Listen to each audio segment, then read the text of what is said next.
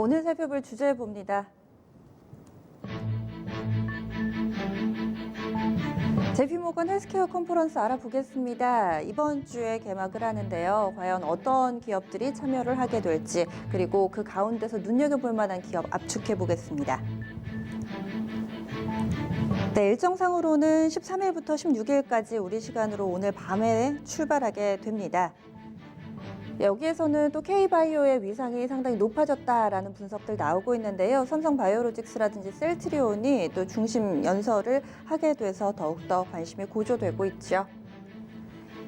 이 밖에도 상당히 많은 상장된 바이오 업체들이 참석을 합니다. 그리고 여기에서 어떤 기업이 또 잭팟을 터뜨리게 될지, 또 글로벌 바이오 업계에서 관심 가지고 보는 업체들은 또 따로 있을 텐데요. 그래서 면밀한 분석이 필요해 보입니다.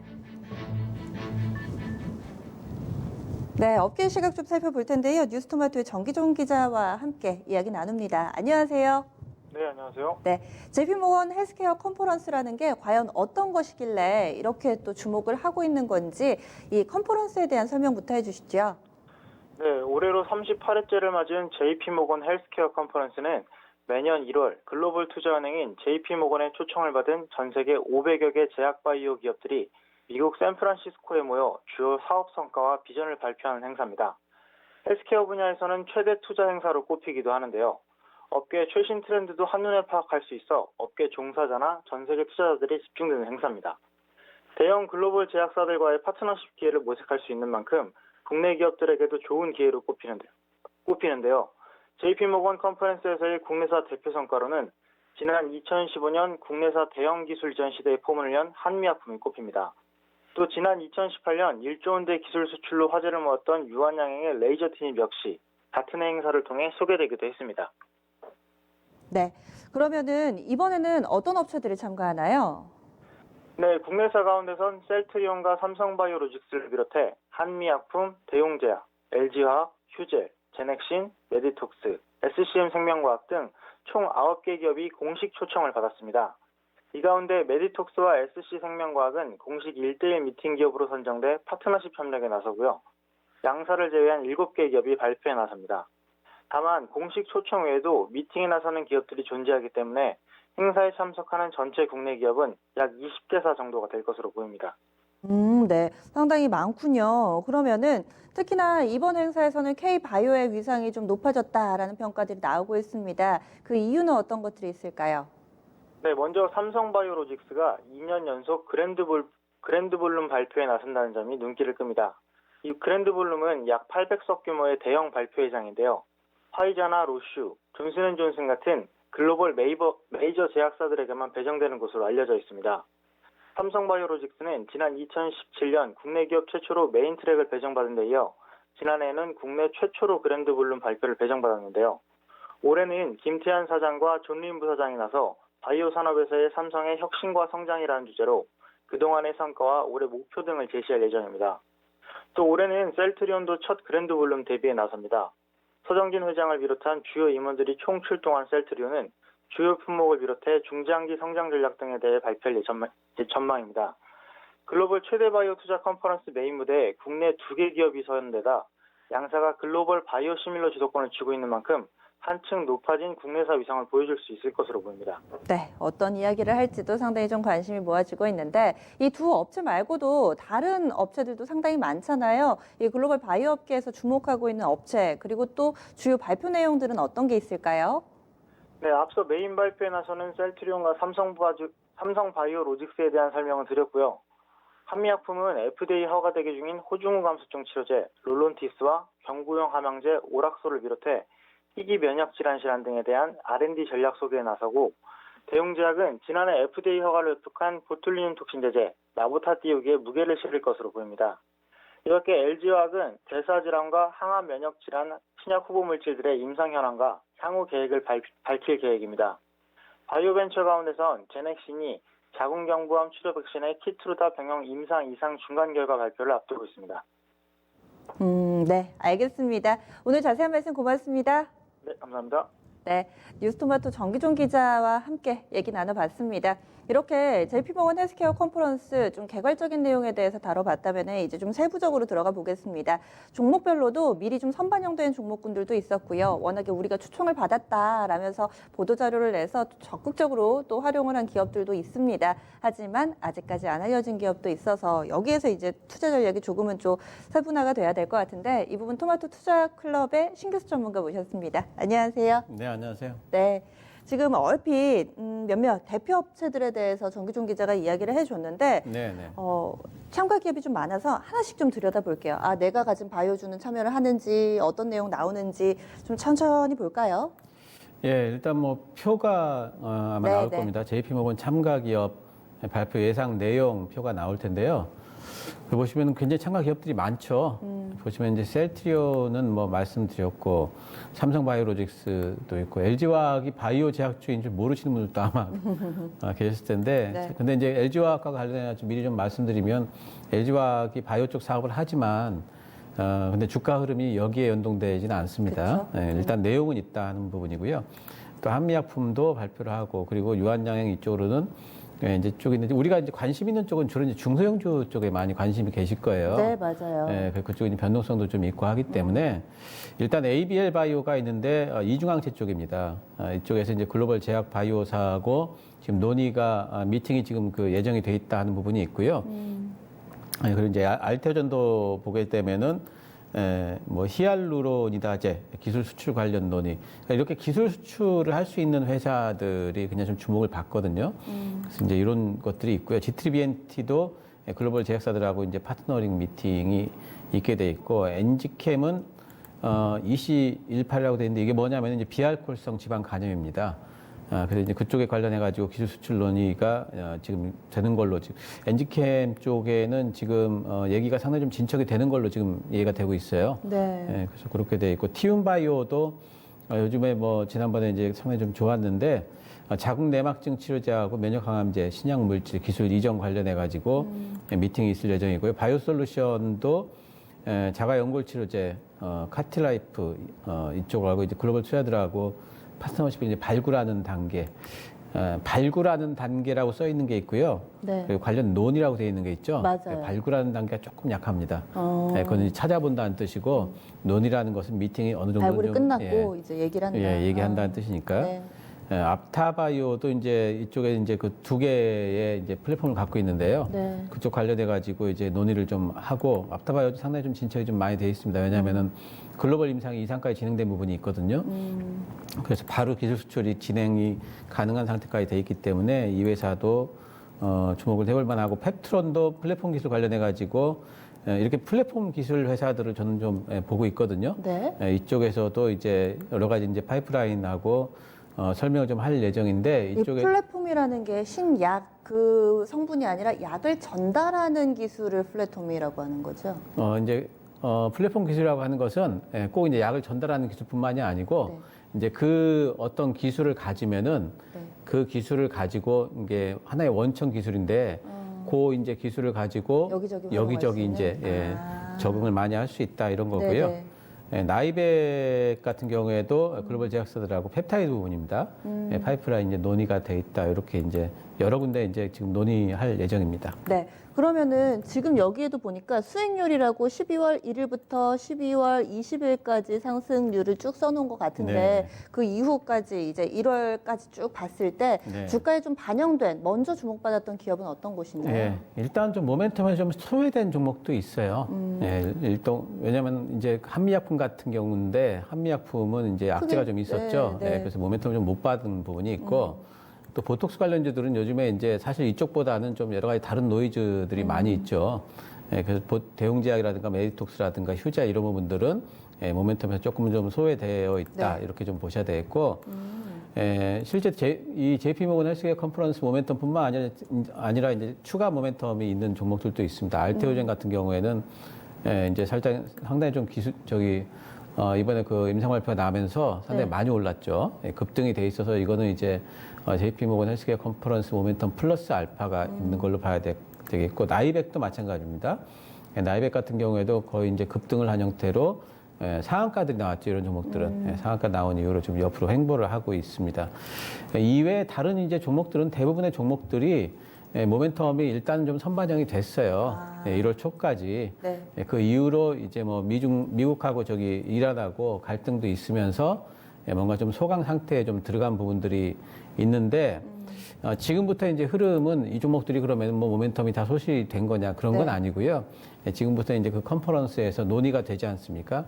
그 논의 과정 중에서 기술 수출의 가능성이 이제 부각이 된다면은 한 차례 더 뛰겠죠. 그런 것들이 또 이제 뭐 기술 수출을 논의하다가 오히려 이제 뭐 실패했다 이러면 이제 더 밀릴 수도 있고. 밀릴 수도 있는데 하지만 이 부분에서 많이 밀리지는 않을 것 같아요. 네. 왜냐하면 이제 여러 가지 뭐 시장 정황상 지금은 이제 올라와서 조금은 좀 관망을 하는 형태다 이렇게 보시면 될 것 같습니다. 네. 지금 사실 참여하는 바이오 업체들은 20여 개사로 알려져 있는데 그 밖에 여기 리스트에 없는데도 근래 들어서 주목받았던 기업들이 있어요. 지금도 52주 신고가를 보니까 시즌이 또 신고가네요. 시즌 예. 그동안에 좀 바닥에서 올랐나 봐요. 그리고 삼성 바이오로직스는 물론 뭐 참여도 하고 오늘 신고가 기록하고 있고 이런 바이오주들이 좀 있습니다. 덩달아 오른 바이오주들. 요즘에 주목받고 있는 종목군은 어떤 게 있나요? 그러니까 JP모건 헬스케어 컨퍼런스 때문에 덩달아 올랐다라기보다는 이제 나름대로 모멘텀을 개별의 지금 이슈. 네. 가지고 이제 가는 거죠. SK 바이오랜드가 막 엄청나게 많이 올랐잖아요. 맞아요. 네. 바이오팜이 이제 그 연내 이제 상장할 가능성이 있습니다. 그래서 네. 이런 부분들 때문에 이제 시세를 굉장히 많이 주고 있고요.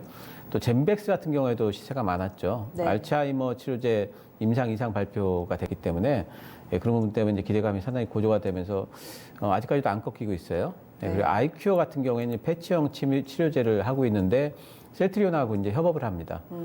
협업 그 모멘텀으로 좀 올라와 있고 셀리버리도 협업 모멘텀입니다. 글로벌 제약사인 다케다하고 이번에 그 JP모건 헬스케어 컨퍼런스에서 연두 연설하는 게 이제 그 셀트리온, 삼성바이오로직스 그리고 다케다 아시아권에서는 다케다하고 치매 치료제를 공동으로 개발하고 있습니다. 네. 그래서 이런 부분에 대한 모멘텀들이 부각이 되면서 급등한 형태입니다. 어떻게 지금 말씀해주신 SK 바이오랜드 한 종목을 제외하고는 알츠하이머 치료라는 키워드가 또 네. 공교롭게도 동시에 좀 들어가 있는 상황인데 지금 JP모건 헬스케어 컨퍼런스를 제외하고서라도 1분기에는 바이오를 꼭 봐야 한다라는 분들이 많으세요. 예. 그밖에 또 일정들, 학회 일정들이 또 줄줄이 있더라고요. 네, 1분기에는 특히 이제 그 바이오 쪽의 학회가 이제 잦습니다. 이제 첫 번째는 이제 뭐니 해도 제일 큰 게 JP모건 헬스케어 컨퍼런스고요. 주요 학회 일정표가 아마 나올 겁니다. 이제 연간 일정인데요. 네. 일단 뭐 상반기만 보시면 거의 AACR이라고 돼 있는 초록 공개라는 게 네. 2월 달로 돼 있죠. 2020년 2월 네, 20일 이렇게 돼 2월 있죠. 근데 이게 AACR이 뭐냐면은 미국 그 암학회입니다. 근데 초록 공개만 돼도 사실 거기 내용이 거의 다 나오기 때문에 2월 달이면은 보통 이제 2월 초부터 모멘텀이 또 시작이 되거든요. 네. 근데 그런 부분들이 있고 또 중요한 게 뭐냐면 그 밑으로 가게 되면 아스코라고 ASCO라고 돼 있는 아스코는 부분이 많이 있죠. 들어보셨을 거예요. 예, 미국 임상 종양학회니까 네네. 이쪽도 암하고 관련이 있어요.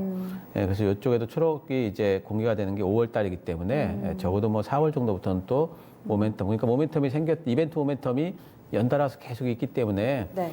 바이오 쪽이 1, 2, 3월 달은 이제 좋은 경우가 많습니다. 예. 네. 그러면 이번엔 기업별로 뭐 모멘텀이라든지 이런 부분들을 좀 정리해 볼까요? 네, 지난번에 우리가 한번 저 바이오 쪽 전체 섹터 2020년 한번 살펴볼 때 이제 연간은 다 보여드렸고 네. 예, 오늘은 이제 1분기만 한번 좀 보도록 하겠습니다. 예, 첫 번째로는 이제 표가 좀 나올 텐데요. R&D 이벤트에 대해서. 일단 셀트리온 같은 경우에는 램시마 SC가 이후 런칭이 지금 1분기에 되게 돼 있고요. 또 허주마 같은 경우에도 이제 미국 쪽에 출시가 되고 휴미라가 이제 허가 신청이 들어갑니다. 이제 이런 부분들이 있고요. 유한양행은 레이저틴이 이제 폐암 쪽입니다. 병행이 있고 폐암 쪽이 있는데 병행 쪽에는 이제 하반기에 될 거고요. 폐암 쪽에는 글로벌 임상 3상 진입이 됩니다. 이런 이제 그 이벤트가 있고 한미약품 같은 경우에는 이제 유방암 관련된 오락소리 US 미국 쪽에 이제 허가 신청이 있고요. 동아ST가 당뇨 관련된 부분에 미국 쪽 임상 1비 결과 발표가 있습니다.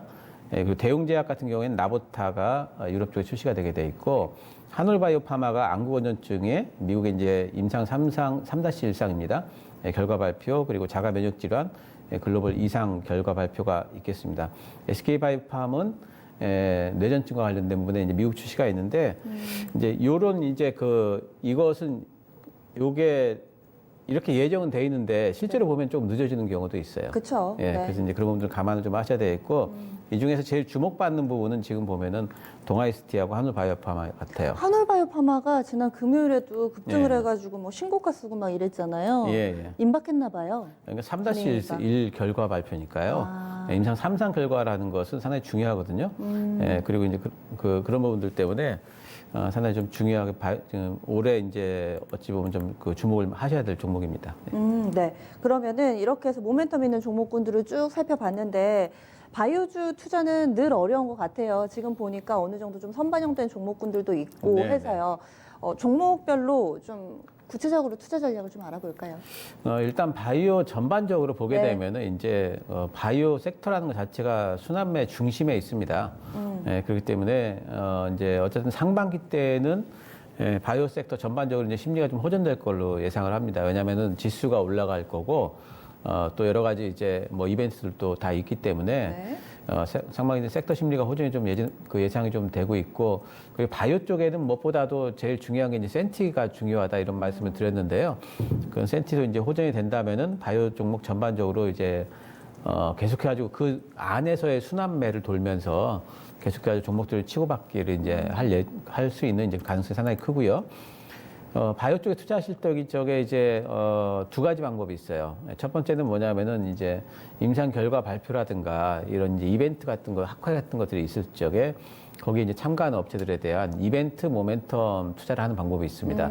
이제 그럴 때는 이제 상당히 좀 이제 좀 단기 대응도 잘 하시는 분들이 하셔야 됩니다. 그쵸. 기술적으로도 분석을 좀 잘 하셔야 되겠고요.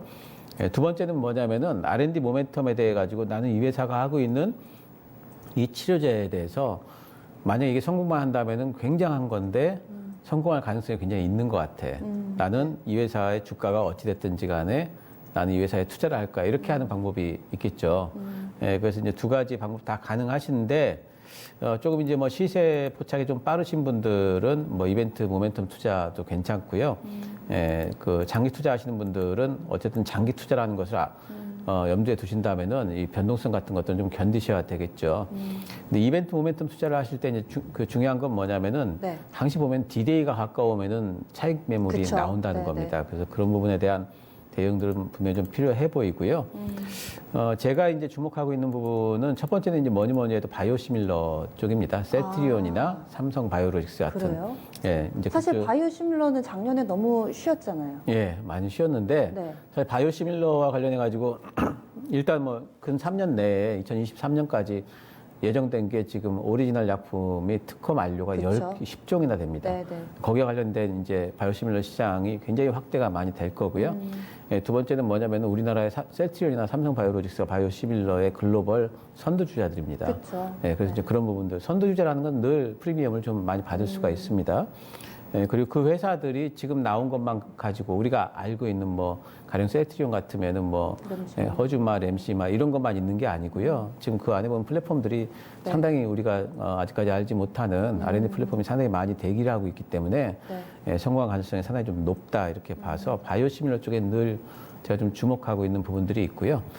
예, 그 두 번째는 플랫폼 기업을 제가 늘 보고 있습니다. 이제 플랫폼 기업들이 하는 일은 주로 이제 기술 수출을 하거든요. 네. 그러니까 아까 이제 JP 모건 헬스케어 컨퍼런스와 관련해서 보면은 앞타바이오 같은 이제 이런 종목들인데요. 플랫폼 기업들의 장점은 뭐냐면은 자기 플랫폼을 가지고 어떤 적응증에다가 하나 이렇게 딱 적응을 해봐서 가능성만 보이잖아요. 그럼 그때까지 됐던 것을 딱 패키징을 해가지고 우리가 요만큼 했는데 가능성이 있으니까 사가서 더 진행하세요. 이렇게 하는 거거든요. 네. 근데 원천 기술 하나를 가지고 그것을 여러 엄청나게 군데. 여러 개를 네. 패키지를 만들 수가 있으니까 그 기술 수출이 가능한 기업들 같으면은 그게 기술 수출 한 건 한 건 나올 때마다 네. 또 이제 거기에 대한 가능성이 보일 때마다 주가가 분명히 모멘텀을 받을 수가 있어서 예, 그런 플랫폼 기업들도 제가 성장성에 상당히 좀 주목을 하고 있습니다. 네. 플랫폼 기업에서는 앞타바이오를 가장 좋게 보세요.